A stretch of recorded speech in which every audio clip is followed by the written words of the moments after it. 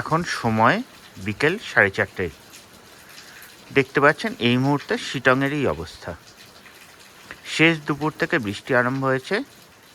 আমরা একবার বেরিয়েছিলাম বৃষ্টির জন্য, তারপর ফিরে আসতে বাধ্য হয়েছি। দুপুরবেলা তবু একরকম ওয়েদার ছিল, মাঝে মধ্যে রোদ উঠছিল, মাঝে মধ্যে বৃষ্টি, মাঝে মধ্যে মেঘলা আকাশ।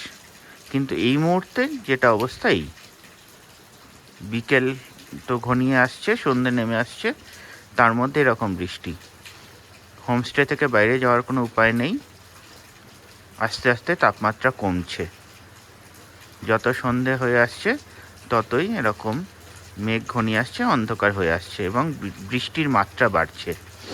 আজকে পূর্ণিমা, আমাদের আশা ছিল রাতের আলোয় কাঞ্চনজঙ্ঘা দেখতে পাবো, কিন্তু এই যা আবহাওয়া, মনে হয় না আজকে রাত্রে অন্তত কাঞ্চনজঙ্ঘার দর্শন হবে। তবে পাহাড়ের আবহাওয়া তো কিছুই বলা যায় না। বৃষ্টির পর যদি মেঘ কেটে যায়, আবহাওয়ার উন্নতি হয়, তাহলে হয়তো রাতে কাঞ্চনজঙ্ঘা দর্শন হবে। তবে এই মুহূর্তে কোনো আশা দেখা যাচ্ছে না। ভরা বর্ষায় যেমন আবহাওয়া থাকে, এই মুহূর্তে শিটংয়ের অবস্থা ঠিক তাই। আমরা আছি আপার শিটংয়ে, ফলে এখান থেকে কাঞ্চনজঙ্ঘা দেখা যাবে। আশা করি আগামীকাল দেখা যাবে। বৃষ্টি হওয়ার পর কাল হয়তো রোদ উঠবে, তখন দেখতে পাবো কাঞ্চনজঙ্ঘা। এই মুহূর্তে বৃষ্টিতেই আমরা আছি। আপনারা দেখুন, উপভোগ করুন প্রকৃতির এই অবস্থা।